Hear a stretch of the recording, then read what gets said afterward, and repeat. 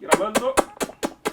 Duas guerras mundiais, uma guerra fria e uma pandemia global. Hoje vamos fazer uma viagem histórica para mostrar que as Olimpíadas são muito mais do que esporte. Roda a vinheta!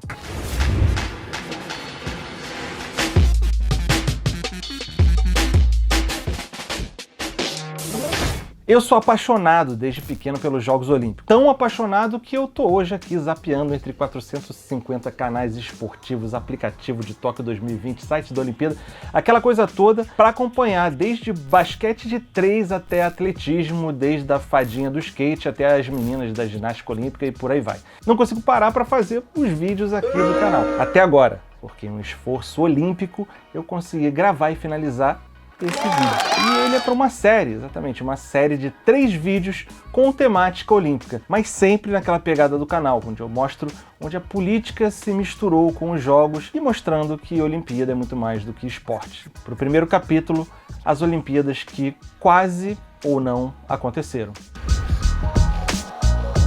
Eu tive a sorte de estar no Maracanã para a abertura e encerramento das Olimpíadas Rio 2016. E eu vi quando o ministro Shinzo Abe, vestido de Mario Bros, uma coisa sensacional, recebeu o bastão das Olimpíadas do Rio para de Tóquio 2020. Pois é, 2020, parece às vezes eu olho lá na canoagem, na ginástica, no judô, 2020, eu acho que eu tô maluco, será que nessa pandemia eu confundi que ano é hoje? Mas enfim, 2021 estamos correndo com as Olimpíadas de 2020. Por que essa bactéria, esse vírus, adiou os jogos? Eu estava lá também no Japão em 2020, o que seria o ano olímpico, que não foi. Quando começava a pandemia, eu pude ver a preocupação dos japoneses com essa situação. Uma população extremamente de idade avançada, uma das maiores metrópoles do mundo, aglomeração, ou seja, prato cheio para o vírus. Então o medo de uma contaminação e de um estrago maior com o coronavírus era muito grande. Fato é que os jogos estão rolando e resta a gente torcer para que nada de pior aconteça. Mas já tem gente infectada dentro da Vila Olímpica, tem nadador americano anti-vacina circulando pelas piscinas, um horror total. Voltando agora então para essa nossa viagem histórica para o passado, para ver os episódios onde a política se misturou com os jogos e acabou cancelando algumas Olimpíadas. A primeira Olimpíada cancelada mesmo foi a de 1916, que aconteceu em Berlim, na Alemanha. Os alemães achavam que iam resolver rápido a parada da guerra e mantiveram um calendário olímpico até o último momento. A Primeira Guerra terminou em 1918, com a derrota da Alemanha, que perdeu o direito de ser sede do evento, que acabou acontecendo na Antuérpia, na Bélgica. Os alemães só puderam receber de novo os Jogos em 1936. E o que os alemães fizeram quando foram organizar os Jogos? Propaganda do nazismo de Hitler. Os Jogos foram aprovados ali no começo da ascensão de Adolf Hitler. Algumas grandes potências na época chegaram a ameaçar boicotar, como Estados Unidos, França, entre outros, mas só a Espanha boicotou de fato. Se você for ver fotos dessa Olimpíada, vai ver um festival de bandeira nazista, saudação ao Führer, essa imundície toda. Até na lista das séries no Wikipedia, se for procurar, de 1936, tem lá a bandeirinha nazista no lugar da bandeira da Alemanha.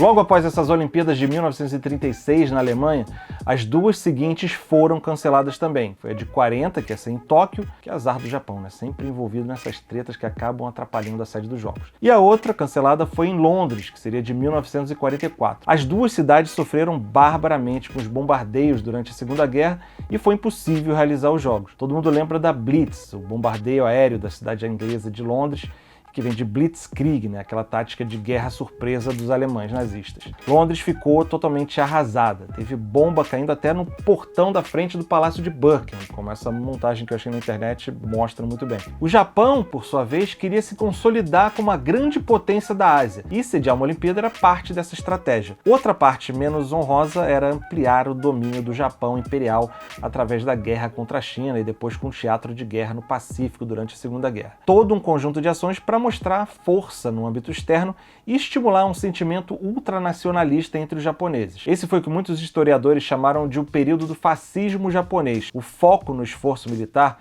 acabou obrigando o Japão a abrir mão de ser sede, ainda em 1938. Outra coisa que eu vi durante a saída ao Japão, que eu falei lá em 2020, foi como tem certos grupos de extrema-direita no país hoje que querem voltar a esse período, inclusive usando a bandeira da época do Japão Imperial.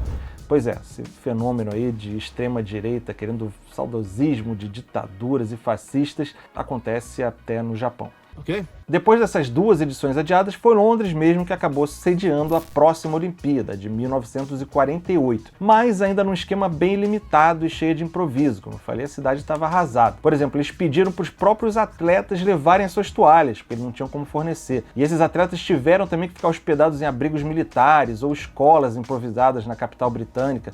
Foi bem complicada a situação. A Alemanha e Japão, claro, ficaram proibidos de participar dessa Olimpíada.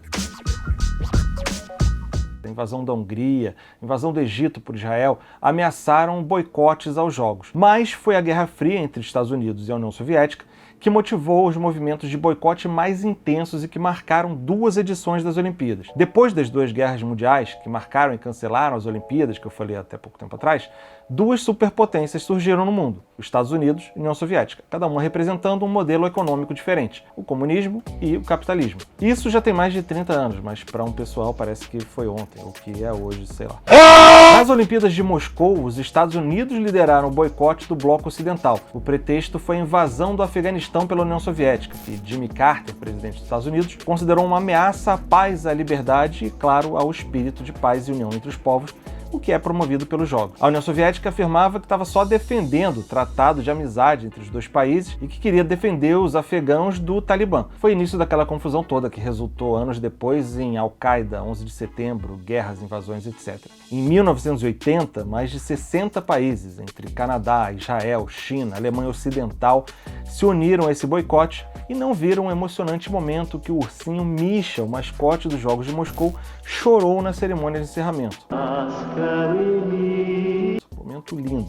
Em 1984, foi a vez da União Soviética liderar um boicote aos Jogos de Los Angeles, nos Estados Unidos. Eles alegaram que não sentiam segurança para seus atletas, que podiam até sofrer um atentado por extremistas norte-americanos. Mas foi o famoso você boicotou o meu, eu boicoto o seu, coisa bem de criança em playground. Ao todo, 14 países aliados do bloco soviético não participaram desses jogos e perderam o homenzinho voador na cerimônia de abertura de Los Angeles. Coisa incrível. Mais uma vez, o país sede liderou o quadro de medalhas. Antes foi a União Soviética, dessa vez foi os Estados Unidos. Curiosidade, o Afeganistão boicotou as Olimpíadas de Los Angeles, mas participou da de Moscou, mesmo sob ocupação soviética. E é isso. Se você gostou dessa história, comenta aqui embaixo, cita outras histórias, acontecimentos olímpicos que te chamaram a atenção nessa Olimpíada e outras do passado.